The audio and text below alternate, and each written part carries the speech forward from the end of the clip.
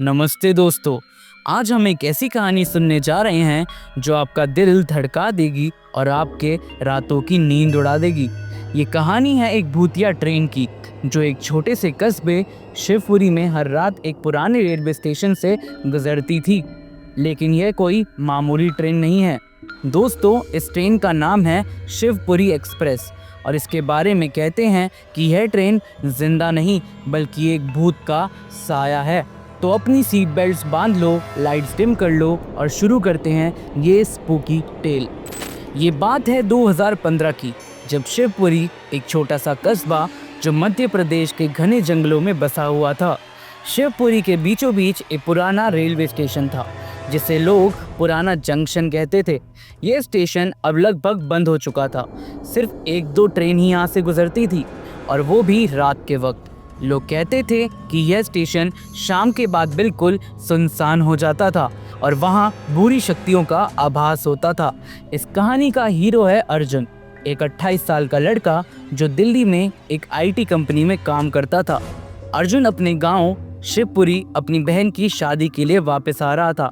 उसने सुना था कि पुराना जंक्शन के बारे में लोग अजीब अजीब बातें करते हैं, लेकिन वो इन सबको मजाक समझता था। उसका कहना था कि ये बस एक अफवाह है। अर्जुन ने दिल्ली से शिवपुरी के लिए एक ट्रेन बुक की थी, लेकिन लास्ट मिनट में उसकी ट्रेन कैंसिल हो गई। स्टेशन मास्टर ने उससे कहा, भैया एक ही ट्रेन है जो रात को शिवपुरी जाती है, शिवपुरी एक्सप्रेस, लेकिन ये ट्रेन पुराना जंक्शन पे रुकती है और वहाँ थोड़ी सी दिक्कत हो सकती है। अर्जुन ने पूछा, दिक्कत कैसी? स्टेशन मास्टर ने थोड़ी सी घबराहट के साथ कहा, बस लोग कहते हैं कि रात के वक्त वहाँ कुछ अजीब सा होता है, तुम संभाल लेना। अर्जुन ने इस बात को मजाक में टाल दिया। वो बस अपने घर जल्दी पहुंचना चाहता था। रात के 11 बजे शिवपुरी एक्सप्रेस प्लेटफॉर्म पे आई। ट्रेन पुरानी थी, उसका पेंट उतरा हुआ था और खिड़की पे धूल जमी हुई थी। अर्जुन को थोड़ा अजीब महसूस हुआ, लेकिन उसने सोचा पुरानी ट्रेन है, इसमें क्या बड़ी बात है। वो अपनी सीट पे बैठ गया। कोच ऑलमोस्ट खाली था, सिर्फ एक दो लोग और थे, एक बूढ़ा आदमी जो सो रहा था और एक लड़की जो अपने फ़ोन में बिजी थी। ट्रेन चलने लगी।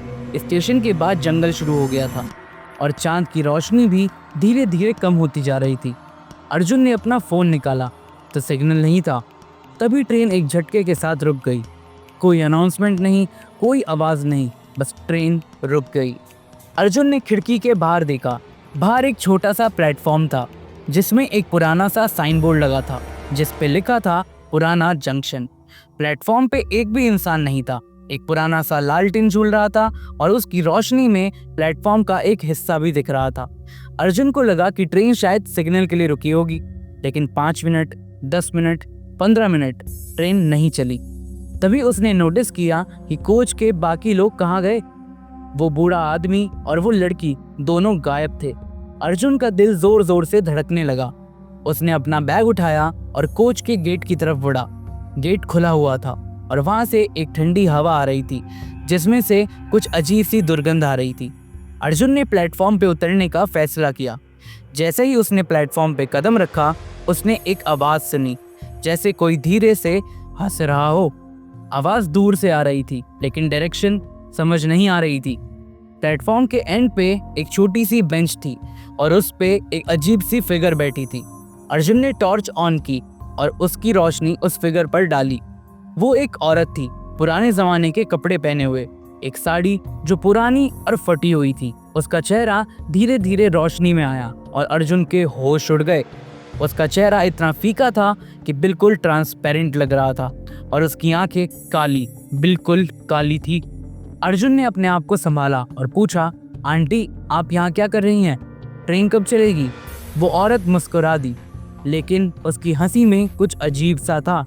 उसने कहा, ये ट्रेन नहीं चलती बेटा, ये तो यहीं रहती है, हम सबके साथ। उसकी आवाज़ में एक अजीब सी गर्मी थी, जैसे वो अर्जुन को अपने पास बुला रही हो। अर्जुन के हाथ पांव ठंडे पड़ गए। उसने पीछे मुड़ के देखा, ट्रेन अभी भी वहीं थी, लेकिन उसकी सारी खिड़कियाँ अब खाली थी। ना कोई पैसेंजर, ना कोई लाइट, बस एक खामोश पुरानी ट्रेन। अर्जुन ने जल्दी से प्लेटफॉर्म के दूसरी तरफ भागना शुरू किया, लेकिन जैसे ही वो स्टेशन की मेन बिल्डिंग के पास पहुंचा, उसने देखा कि वहां का दरवाज़ा बंद था। और उस पे एक ताला लगा था जो जंग से भरा हुआ था, जैसे सालों से वहाँ कोई नहीं आया हो। अर्जुन अब घबरा चुका था। उसने अपने फ़ोन से टाइम चेक किया। रात के 12:03 हो रखे थे, लेकिन फ़ोन का सिग्नल अब भी नहीं था। तभी उसने प्लेटफॉर्म पे एक पुराना सा नोटिस बोर्ड देखा जिसमें एक न्यूज़पेपर की कटिंग चिपकी हुई थी। उसने टॉर्च की रोशनी में पढ़ा, शिवपुरी एक्सप्रेस एक्सीडेंट 1985। आर्टिकल के मुताबिक शिवपुरी एक्सप्रेस एक रात पुराना जंक्शन की पटरी से उतर गई थी। ट्रेन में 200 पैसेंजर्स थे और सभी की मौत हो गई थी।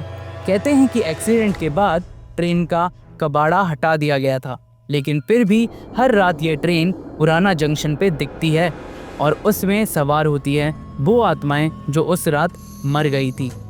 अर्जुन का दिल जोर जोर से धड़क रहा था।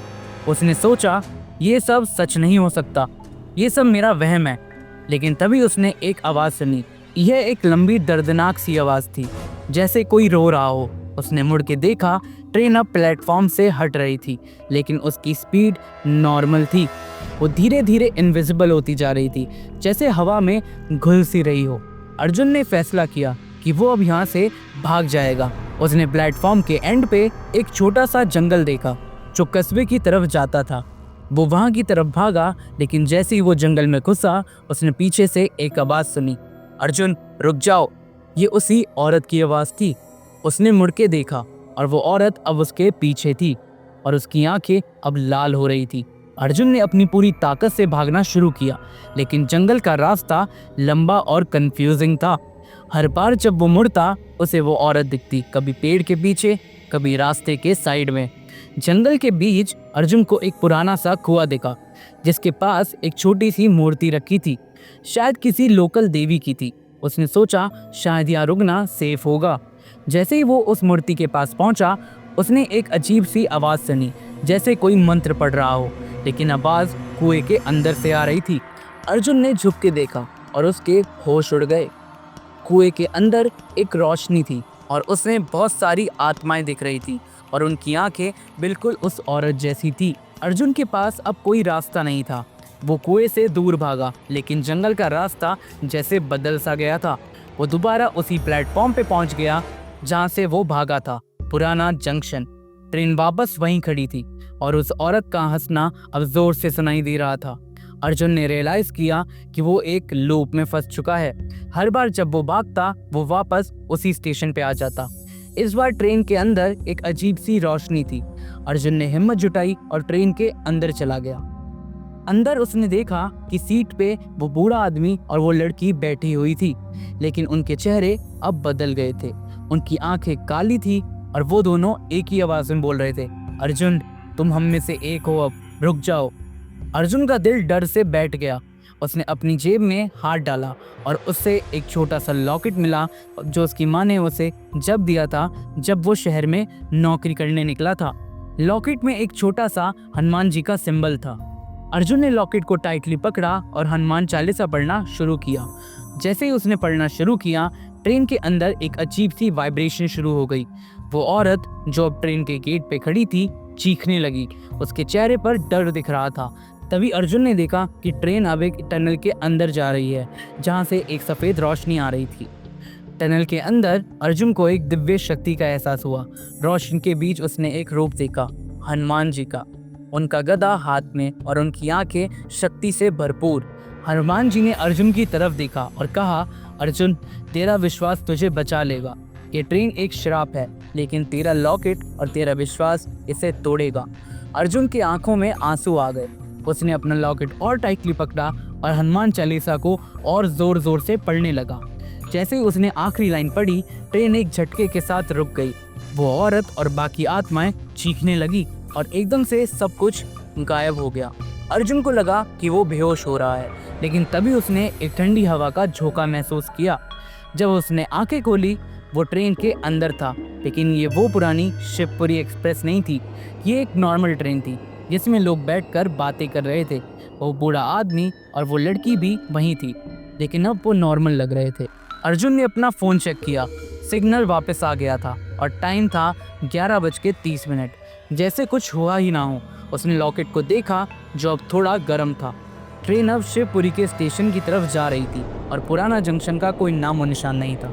सुबह जब अर्जुन घर पहुंचा, उसने ये सारी बात अपनी फैमिली को बताई। ये बात सुनकर उसकी दादी ने कहा, बेटा, जो तेरे पास लॉकेट है वो बहुत ही शक्तिशाली है।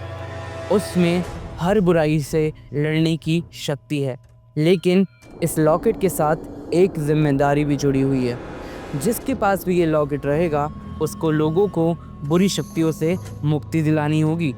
अर्जुन ये सुनकर दंग रह गया और उसने फैसला किया कि वो अब लोगों की मदद करेगा। दोस्तों, ये कहानी थी शिवपुरी एक्सप्रेस की। क्या आपको लगता है कि ये बस अफवाह है या सच में कुछ ऐसा होता है? कमेंट में बताना। और अगर आपके पास कोई भी ऐसी डरावनी कहानी है तो शेयर करो। चैनल को लाइक करो, सब्सक्राइब करो और बेल आइकन दबाना मत भूलना। मिलते हैं अगली वीडियो में, तब तक के लिए स्टे सेफ और अकेले बाहर मत जाना।